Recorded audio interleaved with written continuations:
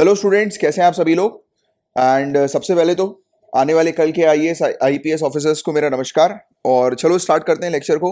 And हमारे काफ़ी सारे कोर्सेज अवेलेबल हैं और यूपीएससी या स्टेट सिविल सर्विसेज की अगर आप तैयारी कर रहे हैं, सीरियसली तैयारी कर रहे हैं, तो आप कोर्सेज को ज्वाइन कर सकते हैं। प्रॉपर डिटेल में हर एक टॉपिक का कवरेज यहाँ पर करवाया हुआ है आप लोगों की, और वो भी बहुत ही अफोर्डेबल फीस में। तो आपको लेक्चर के एंड में मैं कोर्सेज की डिटेल प्रोवाइड कराऊंगा, बट अभी अपन लेक्चर की शुरुआत करते हैं। ऑनररी काउंसिल जनरल्स, मानद महावाणिज्य दूत की यहां पर बात हो रही है। तो देखो, ये टॉपिक अभी न्यूज में इसलिए आया है क्योंकि वियतनाम ने कर्नाटका के लिए एक ऑनररी काउंसिल जनरल को अपॉइंट किया है, और ये है इंडस्ट्रियलिस्ट एनएस श्रीनिवास मूर्ति, और ये बेंगलुरु के हमें देखने को मिल रहे हैं इंडस्ट्रियलिस्ट।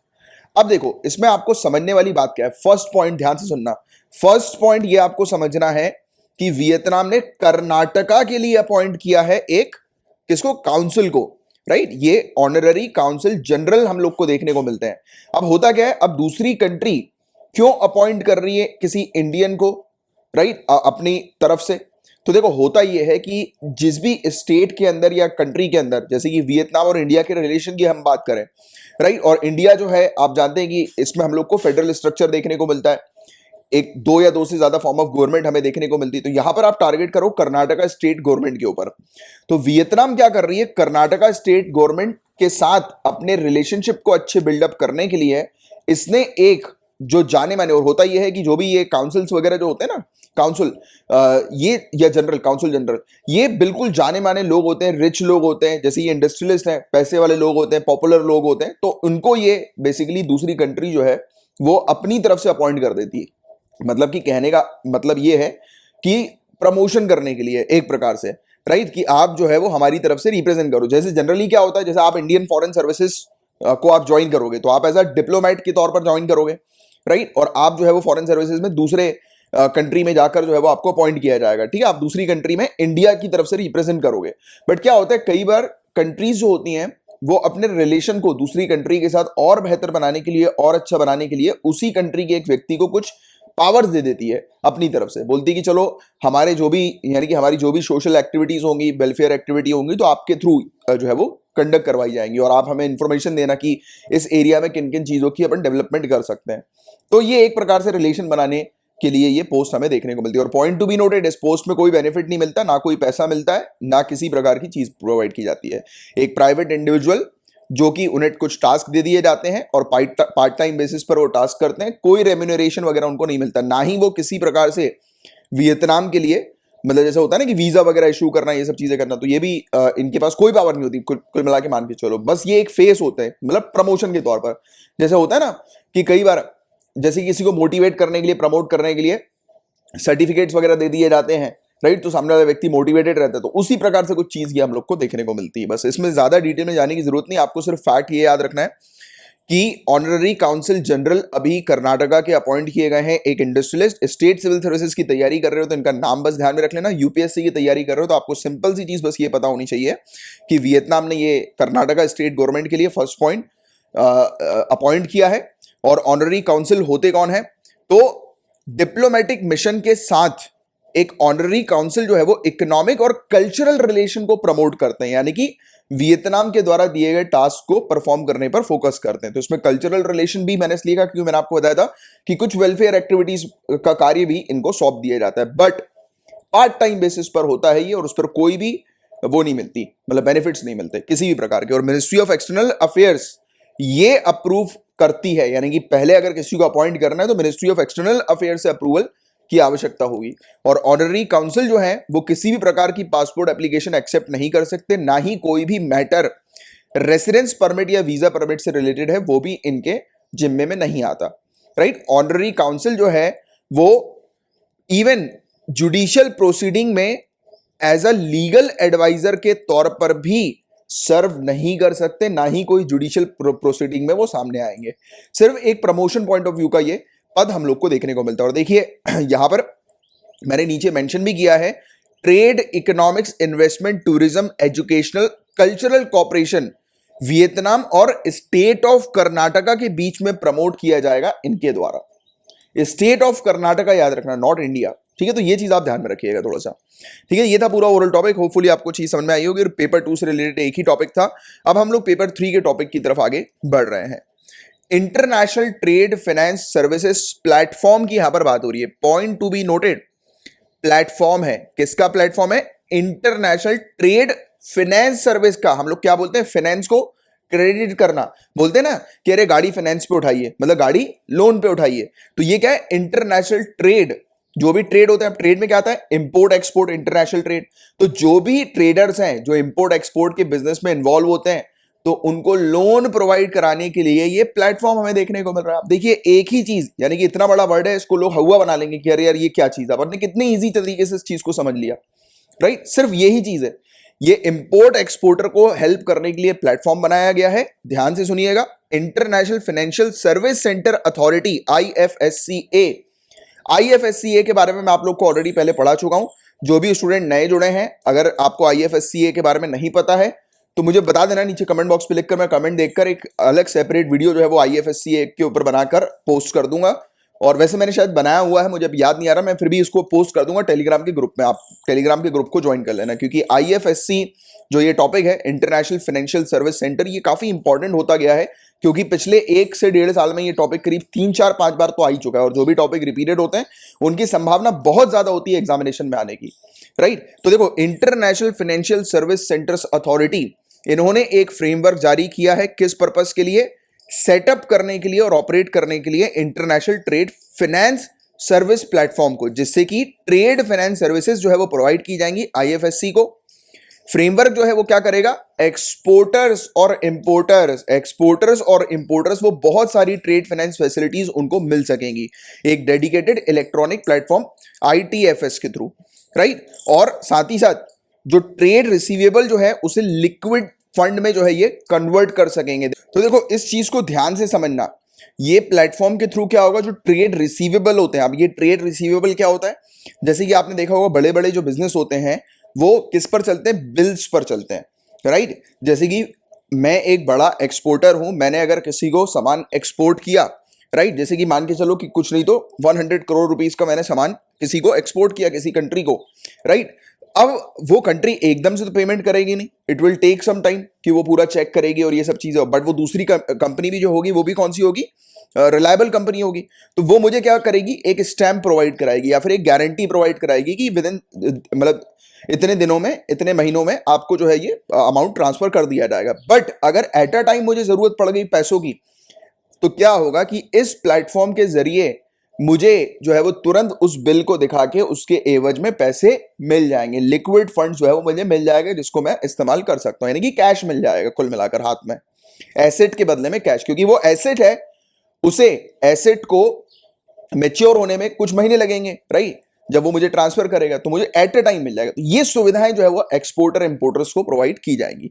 तो बस ये सिंपल सी चीज आपको ध्यान में रखनी है। वैसे भी प्रीलिम्स लेवल के लिए इंपॉर्टेंट है कि international trade finance service platform क्या है। तो आपको पता होना चाहिए कि एक्सपोर्टर्स और इंपोर्टर्स को मदद करने के लिए एक प्लेटफॉर्म बनाया गया है और फाइनेंस सर्विस प्रोवाइड की जाएगी। यानी कि जैसे कि मैंने भी आपको एक एग्जांपल दिया ट्रेड रिसीवेबल का, तो उस टाइप से बस आपको अपनी अंडरस्टैंडिंग बिल्डअप करनी है।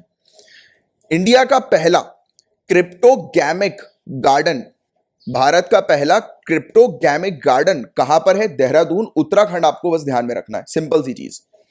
इसे अभी रिसेंटली इसका उद्घाटन हुआ है। यहां पर 50 प्रजाति लाइकेन की, फर्न्स की और फंगाई की, जिन्हें कलेक्टिवली हम लोग क्रिप्टोगैमे कहते हैं। तो क्वेश्चन ये बनेगा क्रिप्टोगैमे क्या है? नीचे 4-5 ऑप्शन दे दिए जाएंगे। ऑप्शन में अगर फर्न्स लिखा है, लाइकेन लिखा है, फंगाई लिखा है, तो उसको आप मार्क कर देना। फंगाई के बारे में तो आपको पता ही है, राइट? ये देखो, लाइकेन जो होती है ये भी कुछ इसी प्रकार की हम लोग को देखने को मिलती है। वो काई वगैरह जम जाती है ना, जो उसी टाइप से कुछ, राइट, इस तरीके की देखने को मिलती है। ये कॉम्प्लेक्स लाइफ फॉर्म है, सिम्बायोटिक पार्टनरशिप दो सेपरेट ऑर्गेनिज्म का, फंगस और एल्गी का हम लोग को देखने को मिल रहा है। Algae can either be a green algae और ब्लू एल्गी। तो आपने अगर एनवायरमेंट की क्लास अटेंड करी होगी तो आपको पता है कि इसके बारे में भी काफी डिटेल में, एल्गी के बारे में हमने चर्चा करी थी बहुत डिटेल में, राइट? तो ये होती है, बस आपको सिर्फ सिंपल सी चीज ध्यान में रखनी है कि इस प्रकार की जो प्रजातियां हैं इनको कलेक्टिवली हम लोग क्रिप्टो गेम कहते हैं। और इसका एक अभी हम लोग को गार्डन देखने को मिला है, इंडिया का पहला ये वाला गार्डन, उत्तराखंड, देहरादून में, राइट? ये साइट चूज क्यों की गई है? मतलब उत्तराखंड देहरादून में ही क्यों सोचा गया कि इसका यानी कि इस प्रकार की प्रजातियों का एक गार्डन बनाया जाएगा? वो इसलिए क्योंकि वहां पर पॉल्यूशन लेवल कम है। दूसरा, वहां की जो कंडीशन है वो थोड़ी सी मॉइस्ट कंडीशन हम लोग को देखने को मिल रही है, राइट, जो कि इस प्रकार की स्पीसीज के ग्रोथ के लिए काफी अच्छी होती है। क्रिप्टोग्राम्स, क्रिप्टोग्राम्स क्या है गाइस? तो प्लांट किंगडम जो होते हैं वो दो सब किंगडम में डिवाइडेड है, क्रिप्टोग्राम्स और फेनोग्राम्स, राइट। अब क्रिप्टोग्राम्स जो है वो सीडलेस प्लांट होते हैं, यानी कि उनके पास कोई भी सीड नहीं होती है, कोई भी बीज नहीं होता है क्रिप्टोग्राम्स में। और फेनेरोगैम्स के अंदर सीड्स होती है, प्लांट के अंदर बीज होते हैं। तो ये बस ये छोटा सा डिफरेंस बस ध्यान में रखो, सिंपल सा, इससे ज्यादा नहीं आएगा। क्रिप्टोगैम्स और फेनेरोगैम्स, अगर मैं प्रोनाउंस गलत कर रहा हूँ तो उसके लिए माफी चाहता हूं, बट आप देख लो ये स्क्रीन पर, क्रिप्टोगैम्स और फेनेरोगैम्स। तो ये दो चीज बस ध्यान में रखना, क्योंकि इससे रिलेटेड बस डिफरेंस आपसे प्रीलिम्स में साइंस एंड टेक में पूछ लिया जा सकता है, राइट। अब आगे की चर्चा करें। और ये वर्ड जो क्रिप्टोगैम है दैट इज नॉट इंपॉर्टेंट, ठीक है, ये वाली चीज इंपॉर्टेंट नहीं होती, बट बाकी जो चीज मैंने आपको बताई ये इंपॉर्टेंट है। सिर्फ इतनी चीज इस टॉपिक से रिलेटेड आपसे पूछी जाएगी, इससे बाहर का और कुछ नहीं आएगा। अब देखिए, एमनेस्टी स्कीम्स, एमनेस्टी स्कीम किसके लिए? क्वेश्चन ये बनेगा प्रीलिम्स में, एमनेस्टी स्कीम बताइए कि इन फलाना ऑप्शन में से किसके लिए? तो जो भी एनवायरमेंट नॉर्म्स को, नॉर्म्स का मतलब समझते हो ना, एनवायरमेंट से रिलेटेड जो कि रूल्स और रेगुलेशन सरकार ने बनाए, तो जो उसको वॉयलेट करेगा, उसका उल्लंघन करेगा, उसके खिलाफ कार्रवाई की जाएगी। तो इससे रिलेटेड एमनेस्टी स्कीम हमें देखने को मिल रही है, point to be noted. Union environment ministry ने एमनेस्टी स्कीम लेकर आई है इंफ्रास्ट्रक्चर और इंडस्ट्रियल प्रोजेक्ट्स के लिए, कि ऐसे प्रोजेक्ट्स जिन्हें एनवायरमेंटल क्लियरेंस नॉर्म्स पहले मिल चुका है, नहीं भी मिला है, बट वो अगर उल्लंघन कर रहे हैं अपने एनवायरमेंटल क्लियरेंस नॉर्म्स का, जैसे होता है ना एक फैक्ट्री खुली, अब वो पहले तो उस फैक्ट्री को खुलने के लिए एनवायरमेंटल क्लियरेंस लेने की आवश्यकता पड़ती है, right, ministry of environment, forest and climate change से।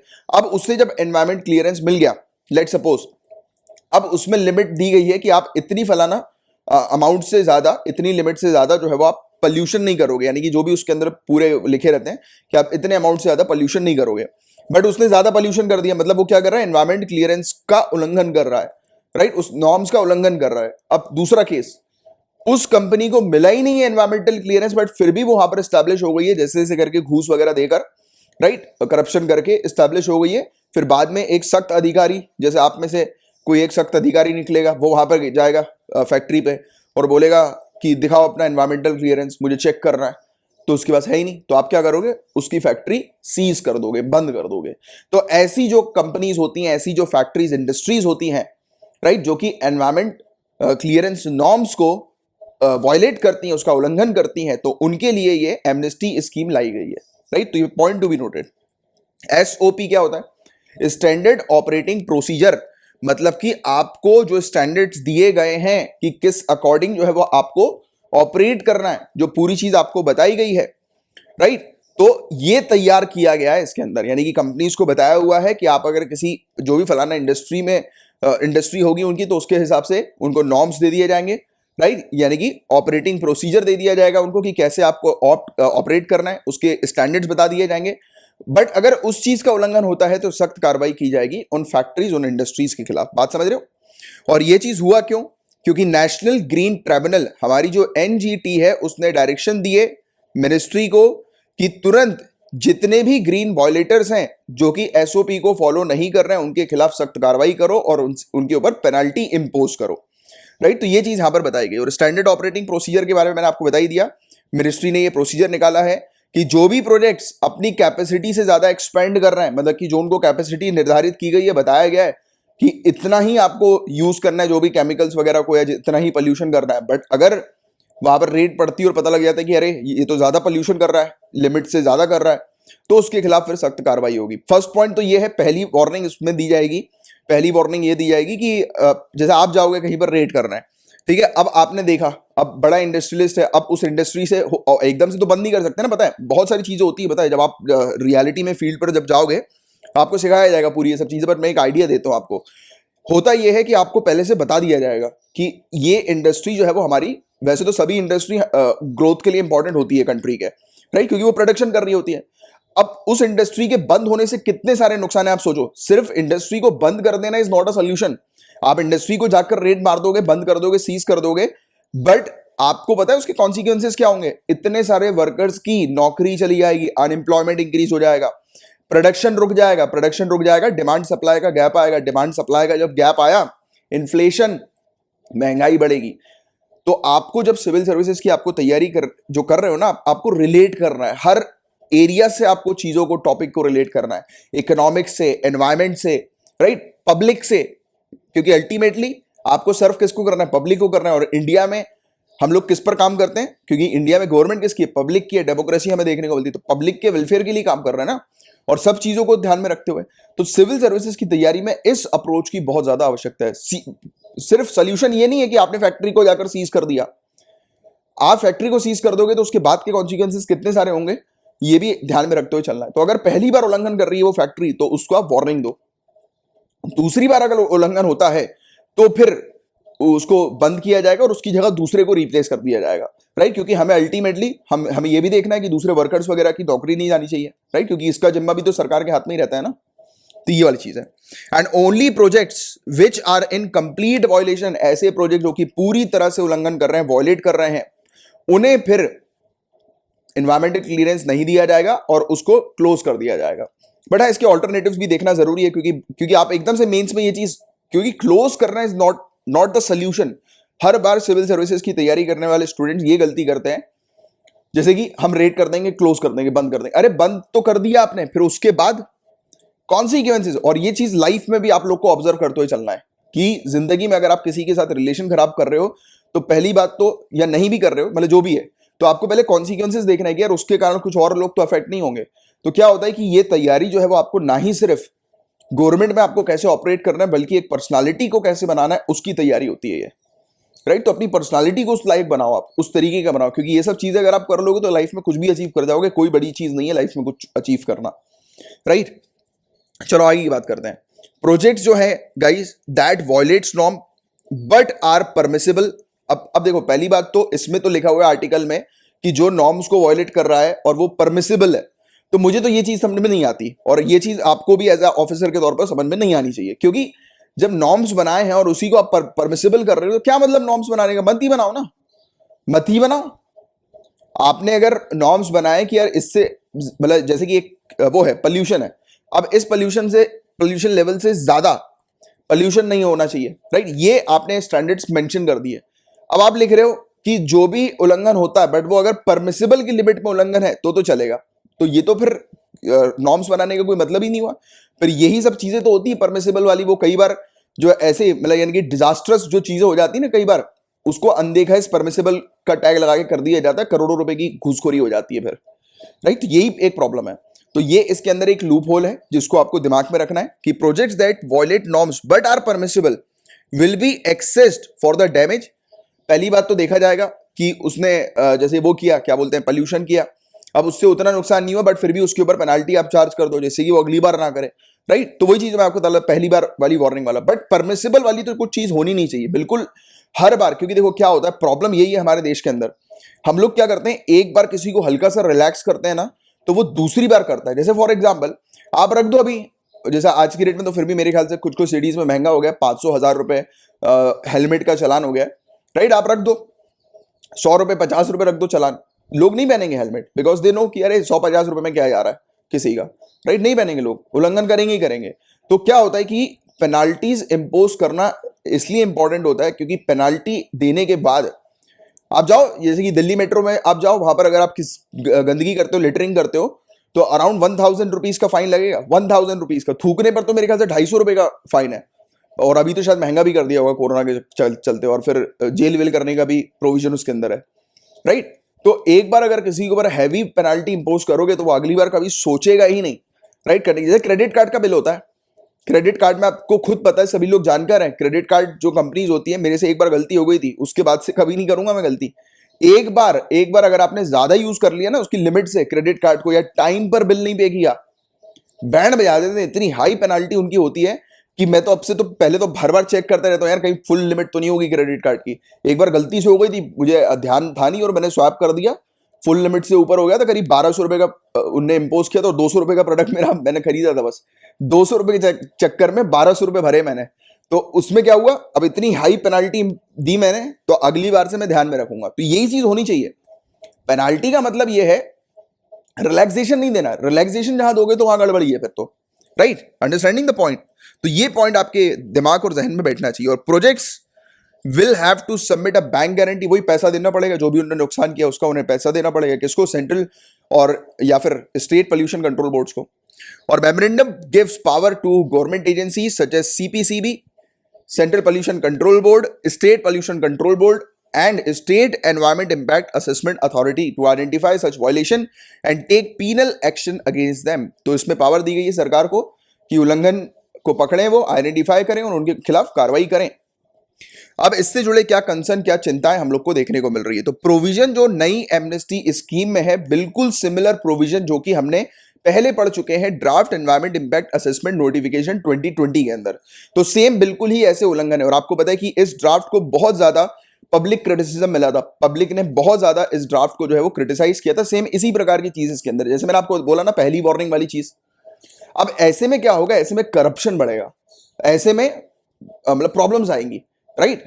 ऐसे में, और दूसरी बात, पावर पूरी पब्लिक को दी, इनको दी जा रही है, सरकार को दी जा रही है। अब वहां पे आसपास रहने वाली जो लोग हैं, अगर किसी प्रकार की प्रॉब्लम्स को फेस, क्योंकि अल्टीमेटली देखो कहीं पर भी फैक्ट्री है, कहीं पर भी पोल्यूशन हो रहा है, उसके आसपास का एनवायरमेंट ही जो है वो अफेक्ट होगा, वहां पर रहने वाले लोग, पशु पक्षी और ये प्लांट्स वगैरह, एनवायरमेंट वगैरह पूरा, तो वहां का डैमेज होगा, राइट। तो ये पावर दी जानी चाहिए कम्युनिटी के हाथ में, राइट, कि कम्युनिटी अगर वहां पर नहीं पसंद कर रही है किसी प्रकार की फैक्ट्री, और वो अगर वैलिड रीजन देते हैं कि इस फैक्ट्री के आने से ये प्रॉब्लम्स आ रही हैं, राइट, तो फिर उसके बाद कार्रवाई जो है वो करनी चाहिए। और फिर वो सरकार अपने लेवल पर, टेक्निकल लेवल पर कार्रवाई करे, अथॉरिटीज अपने लेवल पर, टेक्निकल लेवल पर कार्रवाई करे।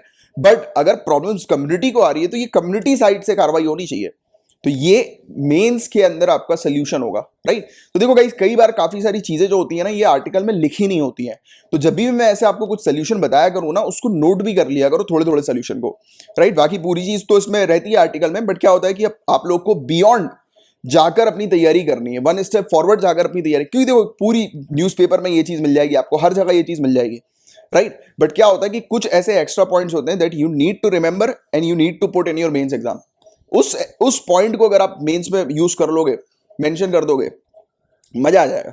चलो आगे की बात करते हैं। ये सब तो आपको क्लियर हो ही गया कि पॉल्यूटर्स को जो है वो नॉर्म्स पे करने पड़ेंगे। पहली बार अगर कोई उल्लंघन करेगा तो उसे जाने दिया जाएगा, तो ये चीज यहाँ पर रखी गई है। ऐसा नहीं कर रहे हैं, हैवी पेनाल्टी इंपोज करो, जाने मत दो। और इसमें मिनिस्ट्री को पावर दी जा रही है ये निर्धारित करने की कि वायलेटर कौन होगा और ऑफेंस क्या होगा, राइट। यानी कि उल्लंघन जो है वो किसने किया और एक्चुअल में उल्लंघन किसको माना जाएगा, तो ये पूरी चीज डिसाइड करेगी मिनिस्ट्री। अब इसमें क्या होगा कि बिग प्लेयर्स जो हम लोग को देखने को मिलते हैं, बिग प्लेयर्स, बड़ी बड़ी कंपनीज वाले, पैसे वाले लोग, ये मिनिस्ट्री के साथ नेगोशिएट कर लेंगे। करप्शन, वही चीज हमें देखने को मिलती है, ये इशू है इसके अंदर, ठीक है। तो ये था पूरा ओवरऑल टॉपिक, होपफुली आपको अच्छे से पूरी चीज समझ में आई होगी। अब देखिए, इंडिया की पहली green hydrogen mobility project Ladakh के अंदर स्टैब्लिश हुई है। एनटीपीसी रिन्यूएबल एनर्जी लिमिटेड ने सेटअप करी है इंडिया की पहली green hydrogen mobility project Ladakh में। एनटीपीसी REL 100% सब्सिडरी हम लोग को एनटीपीसी की देखने को मिलती है। तो ये टॉपिक रिपीट हुआ है, बट आपके लिए क्वेश्चन, ग्रीन हाइड्रोजन क्या होता है और इसके सिग्निफिकेंस क्या है, 150 वर्ड्स में इसका आंसर आपको लिखना है। मैंने भी, मेरे ख्याल से लास्ट वीक ही we have discuss about green hydrogen, पिछले हफ्ते ही हमने बात करी थी इसके बारे में, राइट। तो इसका आंसर लिखो आप। अब देखिए, सिंगापुर के बाद भूटान, सिंगापुर के बाद सेकंड पे भूटान आई है जिसने इंडिया के भीम यूपीआई को अडॉप्ट कर लिया है। इंडिया का भीम यूपीआई जो है वो सिंगापुर में और अब भूटान में भी यूज किया जाता है, राइट। तो भूटान सेकंड कंट्री बन गई है आफ्टर सिंगापुर जिसने यूपीआई का कई बार आपसे फुल फॉर्म पूछ लिया जा सकता है, तो यूनिफाइड पेमेंट इंटरफेस, ध्यान में रखना, यूनिफाइड पेमेंट इंटरफेस, राइट। तो जैसे क्यूआर कोड वगैरह को स्कैन करते हैं ना हम लोग, यूपीआई के माध्यम से क्यूआर कोड स्कैन किया या यूपीआई आईडी के थ्रू पेमेंट जो है वो ट्रांसफर कर दिया, तो यूपीआई यूज करना तो आप सभी लोग को आते ही है। और भूटान जो है वो एक लौती, देखो पहली चीज तो हमने देखा कि यूपीआई को अडॉप्ट करने वाली भूटान दूसरी आफ्टर सिंगापुर, और भूटान एक लौती ऐसी कंट्री है जिसने दोनों को एक्सेप्ट किया हुआ है, रुपे कार्ड भी और भीम यूपीआई को भी। मतलब आप भूटान में जाएं, रुपे कार्ड का भी इस्तेमाल कर सकते हैं, भीम यूपीआई का भी इस्तेमाल कर सकते हैं, बहुत बढ़िया। अब देखिए, भीम, इसका फुल फॉर्म भी पूछा जा सकता है, Bharat interface for money, Bharat interface for money इसका फुल फॉर्म है। ये इंडिया की डिजिटल पेमेंट एप्लीकेशन है, तो उसके बारे में आप लोग जानते हैं, आई डोंट थिंक कि आपको बताने की आवश्यकता। आप मल्टीपल बैंक अकाउंट्स को जो है वो इसमें ऐड कर सकते हैं सिंगल मोबाइल एप्लीकेशन के थ्रू, राइट। तो ये क्वेश्चन आ सकता है, मल्टीपल बैंक अकाउंट, ध्यान में रखना कि भीम यूपीआई में मल्टीपल बैंक अकाउंट जो है वो ऐड हो जाते हैं, राइट। दूसरी चीज, इसे किसने डेवलप करी, ये क्वेश्चन बनेगा। National payment corporation of India ने डेवलप किया भीम को। और इसके अलावा कब लॉन्च हुआ, ये वाला क्वेश्चन भी आ सकता है, डेट, ठीक है। तो आपको ईयर ध्यान में रखना है, ईयर ध्यान में रखना है। 2016 में ये लॉन्च हुआ। कई बार क्या होता है कि ऐसे स्टेटमेंट आ जाते हैं कि इस फलाना ईयर को national payment corporation of India के द्वारा ये भीम ऐप लॉन्च की गई। अब वो ईयर 2016 की जगह 15 होगा, 14 होगा, 18 होगा, तो फिर वो गलत हो जाएगा। तो 2016 थोड़ा ध्यान में रखना, ठीक है। यूपीआई के बारे में मैंने आपको बताया, इसका फुल फॉर्म आपसे पूछा जा सकता है यूनिफाइड पेमेंट इंटरफेस। ये हमें को देखने को मिलता है, आप रियल टाइम बेसिस पर मनी को ट्रांसफर कर सकते हो, यू नो अबाउट इट।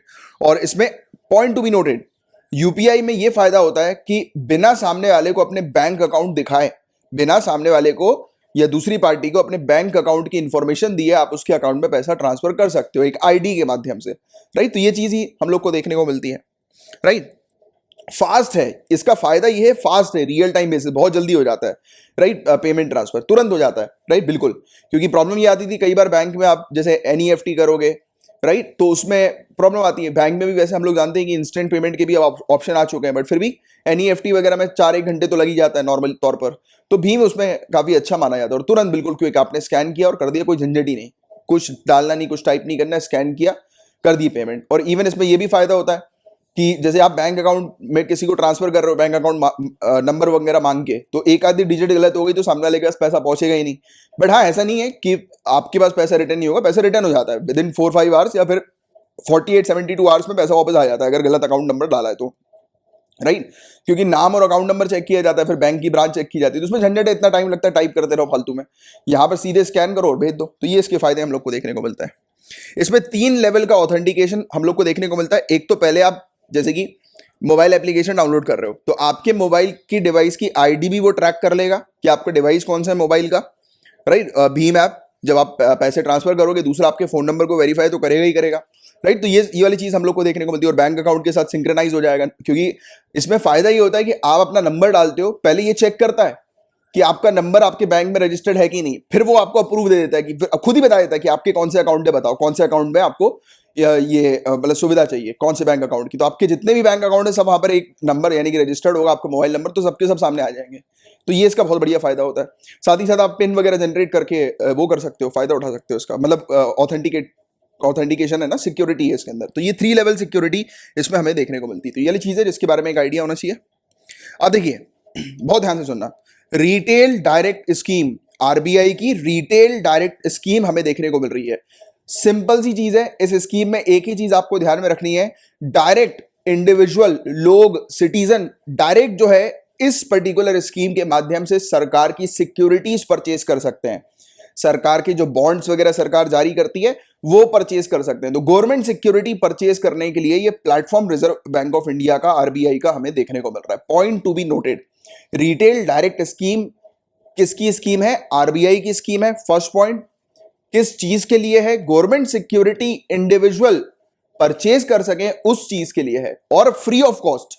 आप इसमें जाकर अकाउंट खुलवाएं, कोई भी आपको अकाउंट खुलवाने का पैसा नहीं लगेगा, किसी भी प्रकार की कोई प्रोसेसिंग फीस नहीं लगेगी। ये इसलिए किया जा रहा है आज की डेट में कि जिनके पास पैसा रखा है वो पैसे अपने बैंकिंग सिस्टम के अंदर डालें गवर्नमेंट की सिक्योरिटी को परचेज करके, क्योंकि आज की डेट में बहुत ज्यादा जरूरी है पैसों को रोटेट करना मार्केट में। क्योंकि प्रॉब्लम ये हो गई है, पैसा अगर मार्केट में रोटेट नहीं होगा तो इकोनॉमी हमारी ग्रोथ नहीं करेगी, इकोनॉमिक ग्रोथ नहीं हो पाएगी हमारी। अच्छा, एक क्वेश्चन है मेरा इसी चीज से related.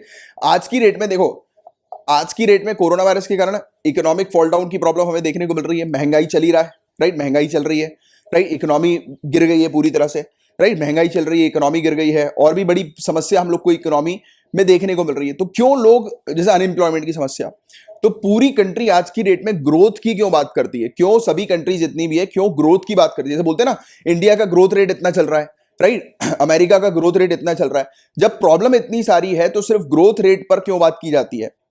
What is the reason behind it? Growth rate पर क्यों बात की जाती है जब इतनी सारी प्रॉब्लम्स है? तो ध्यान से सुनो। देखो, पहली बात तो ग्रोथ रेट जो होती है ना, ये इन सब चीजों से रिलेटेड होती है, और अल्टीमेटली जो कुछ भी है वो इनकम है, इनकम के ऊपर डिपेंड करता है। और जहां इनकम बढ़ेगी लोगों की, वहां क्या होगा? ग्रोथ रेट ऑटोमेटिकली बढ़ जाएगी। तो इसलिए और ये ग्रोथ रेट जो होता है ना, जैसे कि आपको पता होगा, इकोनॉमिक्स आपने पढ़ी होगी, तो फैक्टर ऑफ प्रोडक्शन आपको देखने को मिलता है। ये बहुत इंपॉर्टेंट चीज है, फैक्टर ऑफ प्रोडक्शन। पूरा खेल इसी के ऊपर बेस्ड होता है। एक कंट्री में फैक्टर ऑफ प्रोडक्शन क्या होते हैं बताएगा कोई मुझे नीचे कमेंट बॉक्स में लिखकर, फैक्टर ऑफ प्रोडक्शन क्या होते हैं? तो लैंड, लेबर, कैपिटल, एंटरप्रेन्योर, तो ये 4 फैक्टर ऑफ प्रोडक्शन होते हैं और ये चारों ही ऐसी चीज होती है।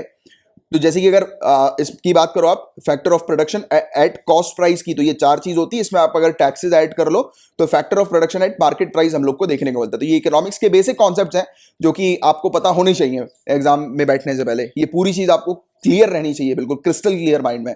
अब ध्यान से सुनना, ये जो फैक्टर ऑफ प्रोडक्शन हमें देखने को मिलते हैं, लैंड, लेबर, कैपिटल, एंटरप्रेन्योर, पूरा खेल इसी में है। और इसी को ही जब आप कैलकुलेट करते हो तो आपकी जीडीपी भी निकलती है, राइट? और इसी से ही फैसला होता है कि कंट्री ग्रो कर रही है कि नहीं कर रही, क्योंकि कंट्री की अल्टीमेटली जीडीपी को बढ़ाना, और हमारा टारगेट भी है ना 5 ट्रिलियन यूएस डॉलर की इकोनॉमी हमें बनानी है। कब तक बनानी है जरा बताओ नीचे कमेंट बॉक्स पे लिखकर, किस ईयर तक 5 ट्रिलियन यूएस डॉलर की इकोनॉमी हमें बनानी है? तो क्यों कहा सरकार ने 5 ट्रिलियन इकोनॉमी बनाने के लिए? क्योंकि हमें इन चारों चीजों के ऊपर ग्रोथ चाहिए, और जब ये चारों चीज ग्रोथ करती है, ग्रो करती है, तो प्रॉब्लम सब सॉल्व हो जाती है। अब देखो चारों चीज में एक एक करके देखो। लैंड मतलब की जमीन, मतलब की इंफ्रास्ट्रक्चर, तो इसी जमीन पे तो इंफ्रास्ट्रक्चर बिल्डअप होगा, राइट? लैंड क्यों बोलते हैं? क्योंकि लैंड एक इंपॉर्टेंट फैक्टर है, बिना जमीन के कोई भी फैक्ट्री उस पर स्टैब्लिश नहीं होगी, राइट? अब फैक्ट्री स्टैब्लिश हो गई, इंफ्रास्ट्रक्चर डेवलप हो गया आपके, और इसके अलावा हमारा इंफ्रास्ट्रक्चर को लेकर भी आपको पता है ना 111 लाख करोड़ का हमारा एक एनआईपी, नेशनल इंफ्रास्ट्रक्चर पाइपलाइन का भी प्रोजेक्ट है। याद है ना ये सब बातें, ये सब पहले भी हम लोग कर चुके हैं। ये पॉइंट्स है जो कि आपको ध्यान में रखना है। और ये देखिए हमने अभी पढ़ रहे हैं हम लोग रिटेल डायरेक्ट स्कीम के बारे में, और देखिए कहां पे हम लोग ने रिलेट करना शुरू कर दिया, क्योंकि यही चीज होती है इस एग्जाम के अंदर, आपको चीजों को रिलेट करना है। और प्रॉब्लम जो है, क्योंकि देखो सिविल सर्वेंट आप बनोगे आगे चल के, तो आप प्रॉब्लम्स को सॉल्व करने वाला काम करोगे। तो हमेशा अपनी अप्रोच प्रॉब्लम सॉल्विंग वाली रखो, और डिफिकल्ट से डिफिकल्ट क्वेश्चन को सिंपली तौर से अगर आप समझने की, कॉन्सेप्ट समझने की कोशिश करोगे तो आसानी से उस क्वेश्चन के आंसर को मार्क कर जाओगे। बट द थिंग इज आपके कॉन्सेप्ट बहुत क्रिस्टल क्लियर रहने चाहिए। तो चलो मैं इसके बारे में बता रहा था। तो लैंड की बात कर ली हमने, अब चाहिए पैसा, कैपिटल, राइट? लोन चाहिए। अभी ये क्या कर रही है रिजर्व बैंक ऑफ इंडिया? यहां ध्यान देना, रिजर्व बैंक ऑफ इंडिया लोगों से बोल रही है जिनके पास भाई पैसा पड़ा है मार्केट में डाल दो, जिससे कि यही कैपिटल जो है वो दी जा सके सस्ते रेट ऑफ इंटरेस्ट पे। यही कैपिटल जो है वो किनको दी जा सके? एंटरप्रेन्योर्स को, जो चौथा इसमें फैक्टर ऑफ प्रोडक्शन में चौथे नंबर पर हमें देखने को मिलता है। एंटरप्रेन्योर्स के हाथ में पैसा आएगा, वो पैसा लगाएंगे, राइट? फैक्ट्री वगैरह में, अपनी इंडस्ट्रीज वगैरह में पैसा लगाएंगे, और फिर पैसा लगेगा तो एम्प्लॉयमेंट होगी, यानी कि लेबर्स। अब जब लेबर्स के पास एम्प्लॉयमेंट आएगी तो लेबर के हाथ में पैसा आएगा, सैलरी उनको मिलेगी, वो खर्च करेंगे, तो और इस प्रकार से इकोनॉमी पूरी चलेगी एक्सपेंडिचर के ऊपर बेस्ड, राइट? तो ये चीज आपको इस तरीके से चीजों को समझना है। और इसीलिए ही जैसे अगर क्वेश्चन आ जाता है मेंस में कि ग्रोथ की क्यों बात हो रही है जब इतने सारे प्रॉब्लम्स हमारी इकोनॉमी में है, तो कहीं भी आप उठाकर देखो पेपर को, सिर्फ बात होती है ग्रोथ की, बात होती है। क्यों ग्रोथ की? हम तो पढ़ लेते हैं कि इंडिया का ग्रोथ रेट इतना चल रहा है, इंडिया का ये, जैसे यूएसए का इतना ग्रोथ रेट चल रहा है, वर्ल्ड बैंक ने बोला कि इंडिया का ग्रोथ रेट जो है वो इतना बढ़ने वाला है आने वाले समय में। तो जब इतनी सारी प्रॉब्लम्स हैं अनएम्प्लॉयमेंट की, इन्फ्लेशन की, ये आपसे पर्सनालिटी टेस्ट में भी पूछा जा सकता है, तो आपको बिल्कुल स्ट्रेट फॉरवर्ड आंसर होना चाहिए factor of production. Sir everything is based on factor of production. जितनी भी चीजें सबकी सब फैक्टर ऑफ प्रोडक्शन के ऊपर, यानी कि इन 4 चीजों के ऊपर, लैंड, लेबर, कैपिटल, एंटरप्रेन्योर के ऊपर बेस्ड है। क्लियर है यहां तक बातें? तो होपफुली आपको चीजें क्लियर हुई होंगी। मेरा उद्देश्य आपको ये सब चीजें बताने का ये है कि अपने कॉन्सेप्ट क्लियर करो, उसके लिए एनसीईआरटी को अच्छे से कवर करो। हमारे काफी सारे कोर्सेज हैं वो इसी पर ही काम करते हैं कि आपके कॉन्सेप्ट बहुत अच्छे से बिल्डअप होने चाहिए, और जहां कॉन्सेप्ट बिल्डअप हुए आप कोई भी क्वेश्चन का आंसर आराम से दे दोगे। तो रिटेल डायरेक्ट स्कीम किनको मदद करेगी? लोगों को, कि लोग जो है वो डायरेक्टली गवर्नमेंट सिक्योरिटी परचेज कर सकेंगे। अब ऐसे ही नहीं परचेज कर सकेंगे, उसके लिए कोई अकाउंट खुलवाना होगा, है ना? अब उस अकाउंट का नाम क्या है? तो उस अकाउंट का नाम है retail direct gilt account. Point to be noted, retail direct gilt account. जैसे कि हमारा सेविंग बैंक होता है, राइट? सेविंग अकाउंट होता है, सभी का होगा। आप अपने पैसे को सेविंग बैंक में डालते हो, राइट? यहां पर जब आप गवर्नमेंट सिक्योरिटी को परचेज करोगे वो इलेक्ट्रॉनिक फॉर्म में, तो आपकी जितनी भी गवर्नमेंट सिक्योरिटी होंगी वो आपके इस अकाउंट पर दिखेंगी कि आपने कौन सी गवर्नमेंट सिक्योरिटी को परचेज किया हुआ है, राइट? तो ये चीज हम लोग को देखने को मिल रही है। और ये ऑनलाइन पोर्टल है, यहां पर जाकर लोग जो है रजिस्टर करेंगे, यानी कि अपने आप को रजिस्टर करेंगे, और उन्हें जो भी गवर्नमेंट सिक्योरिटी होती हैं, जो भी गवर्नमेंट की सिक्योरिटीज अवेलेबल हैं परचेज करने के लिए, तो वो उसका ऑप्शन मिल जाएगा, जिससे कि शॉर्ट टर्म बेसिस पर या इवन लॉन्ग टर्म भी सिक्योरिटीज यहाँ पर रखी हो सकती है, बट अभी फिलहाल के लिए इकोनॉमी के अंदर हमें चाहिए पैसों का रोटेशन। तो अभी फिलहाल के लिए जो है ये बहुत ज्यादा जरूरी है कि पैसों का रोटेशन जो है वो शुरू हो जाए, राइट। जैसे कि लोग बाग जो है जिनके पास पैसा रखा हुआ है वो पैसे से गवर्नमेंट सिक्योरिटी परचेज करें, यानी कि गवर्नमेंट सिक्योरिटी में इन्वेस्टमेंट करें, बॉन्ड्स में इन्वेस्टमेंट करें, और फिर मार्केट में पैसा आ जाए। और मार्केट में जब पैसा आएगा तो एंटरप्रेन्योर्स के हाथ में जाएगा, कैपिटल मिलेगी, एंटरप्रेन्योर को कैपिटल मिलेगी, तो लैंड मतलब कि इंफ्रास्ट्रक्चर जनरेट होगा, इंफ्रास्ट्रक्चर जनरेट होगा तो लेबर यानी कि और लोगों को एम्प्लॉयमेंट जनरेट होना शुरू हो जाएगी। तो देखो चारों फैक्टर आ गए ना इसी के अंदर, पूरा गेम इकोनॉमिक्स का इन चारों फैक्टर के ऊपर ही बेस्ड होता है। चलो आगे की बात करते हैं। और negotiated dealing system order matching system NDSOM, ये आरबीआई की screen based electronic order matching system होती है। मतलब कि जो भी लोग ऑर्डर दे रहे हैं, मतलब कि सिक्योरिटी परचेज कर रहे हैं, तो उनको सिक्योरिटी सिस्टम के थ्रू जो है वो प्रोवाइड की जाती है। तो जो भी लोग गवर्नमेंट सिक्योरिटीज में ट्रेड करते हैं सेकेंडरी मार्केट में, वो इस प्लेटफॉर्म के जरिए हम लोग को देखने को मिलता है कि आरबीआई स्क्रीन करती है, यानी कि चेक करती है कि ऑर्डर वगैरह किसने प्लेस किया है, कितनी सिक्योरिटी जो है वो ट्रांसफर हुई है, राइट। तो ये चीज हम लोग को इस प्रकार की देखने को मिलती है। कितने प्रकार के इन्वेस्टमेंट होते हैं, तो government of India treasury bills, तो टी बिल्स जो जारी करती है गवर्नमेंट ऑफ इंडिया, तो उस पर ट्रेड होता है। सिक्योरिटीज जो होती हैं सरकार की, डेटेड सिक्योरिटीज, बॉन्ड्स होते हैं, सॉवरेन गोल्ड बॉन्ड्स, राइट। और इसके अलावा स्टेट डेवलपमेंट लोन्स वगैरह होते हैं। तो इस पर जो लोग इन्वेस्टमेंट करना चाहते हैं तो उनके लिए अब अपॉर्चुनिटी इस पर्टिकुलर प्लेटफॉर्म के थ्रू, रिटेल डायरेक्ट स्कीम के थ्रू जो है वो ओपन कर दी गई है। तो ये पॉइंट आपको ध्यान में रखना। और गिल्ट अकाउंट क्या होता है मैंने आपको ऑलरेडी बता दिया, जैसे कि लोगों का सेविंग बैंक अकाउंट होता है, वैसे ही इस अकाउंट के अंदर गवर्नमेंट की सिक्योरिटीज, ट्रेजरी बिल जो है वो दिखाया जाता है दिखता है। मतलब रिटेल इन्वेस्टर कौन होते हैं, कोई भी व्यक्ति जो कि शेयर्स वगैरह को, इक्विटी वगैरह को बाय और सेल करते हैं, कमोडिटी कॉन्ट्रैक्ट्स को बाय सेल करते हैं, म्यूचुअल फंड्स को बाय सेल करते हैं, या फिर एक्सचेंज करते हैं ट्रेडेड फंड्स को। किस माध्यम के थ्रू, ऑनलाइन ब्रोकरेज फर्म्स के थ्रू। जो ब्रोकरेज फर्म होता है ना, जैसे कि भी आपने शेयर्स वगैरह परचेज किए होंगे तो शेयर बाजार के काफी सारे वो होते हैं, ये हम लोग को एजेंट्स देखने को मिलते हैं शेयर मार्केट में इन्वेस्टमेंट करने के लिए, तो उनके थ्रू आप जाकर इन्वेस्टमेंट करवाते तो उनका कुछ कमीशन वगैरह होता है। पॉलिसी बाजार हो गया, और इस तरीके की कंपनी हम लोग को देखने को मिलती है। इनके बहुत मार्केट है, बहुत बड़ा। इवन पेटीएम का भी शेयर मार्केट भी हम लोग को देखने को मिलता है। चलो एनीवेज, ये वाली चीज है जिसके बारे में आपको ध्यान में रखना है। और कोई पैसा नहीं लगेगा अकाउंट ओपन करने में, ना मैनेज करने में। ऑब्जेक्टिव यही है कि गवर्नमेंट सिक्योरिटी का एक्सेस लोगों तक मिल जाए, बट यहां पर कंप्लीट ऑब्जेक्टिव की बात नहीं करी है कि मार्केट में, इकोनॉमी में जो है वो पैसा रोटेट करना है। ये चीज आपको पता रखनी है, right, examination point of view से, क्योंकि पूरी इंफॉर्मेशन जो है वो प्रोवाइड नहीं की जाती। किसी भी आप आर्टिकल को उठाकर देखें, पूरी इंफॉर्मेशन आपको नहीं मिलेगी, क्योंकि वो इतनी सारी चीजें नहीं बताते ना। यहाँ पर आपके कॉन्सेप्ट आपको क्लियर होंगे तब आपको ये पूरी चीज अच्छे समझ में आएगी। होपफुली आपको ये वाला टॉपिक अच्छे से समझ में आया होगा। और इसी के साथ हमारा आज का लेक्चर फिनिश होता है। और मैंने आपको जितने भी टॉपिक्स पढ़ाए अगर अच्छे से क्लियर हुए हैं, दिमाग में बैठे हैं, तो लाइक का बटन जरूर हिट कीजिएगा। नए आए हैं चैनल को सब्सक्राइब कीजिए, शेयर करिए लेक्चर को। और पॉलिटी का कोर्स हमारा अवेलेबल है, ऐसे ही एनवायरमेंट का कोर्स है, इकोनॉमिक्स का कोर्स है। देखो हमारे जितने भी कोर्स होते हैं, मैं आपको पहले बताता हूं, इन सभी कोर्सेज के अंदर आपका पूरा सिलेबस सिविल सर्विसेज का कवर करवाया जाता है, A to Z हर चीज।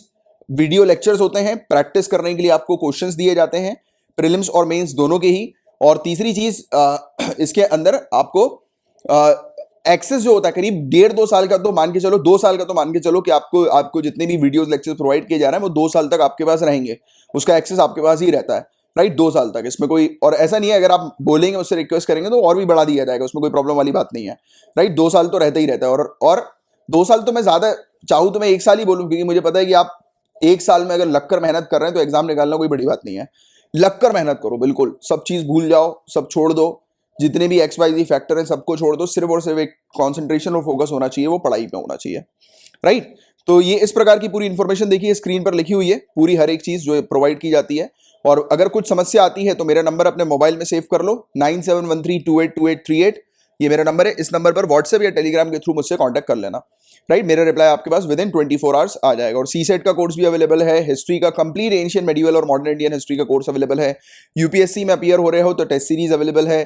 और देखिए मात्र 100 रुपीज पर मंथ की फीस में आपको डेली लेक्चर्स की PDF, handout notes, weekly compilation PDF का और मंथली मैगजीन प्रोवाइड की जाती है। इतना सब कुछ मात्र 100 रुपीज पर मंथ की फीस में। और करंट अफेयर्स के क्वेश्चंस अगर आपको प्रैक्टिस करने के लिए चाहिए तो वो फैसिलिटी भी अवेलेबल है, एक ऑफर भी है, तो इसको भी आप ले सकते हैं। और जो भी इन्फॉर्मेशन आपको और एक्स्ट्रा कुछ चाहिए, कुछ डाउट लगता है मतलब कि इस कोर्सेज से रिलेटेड, तो आप मुझसे कांटेक्ट कर सकते हैं, ठीक है। तो चलो मैं मिलूंगा आपसे नेक्स्ट लेक्चर में, तब तक के लिए bye bye, take care, have a great day ahead, Tata.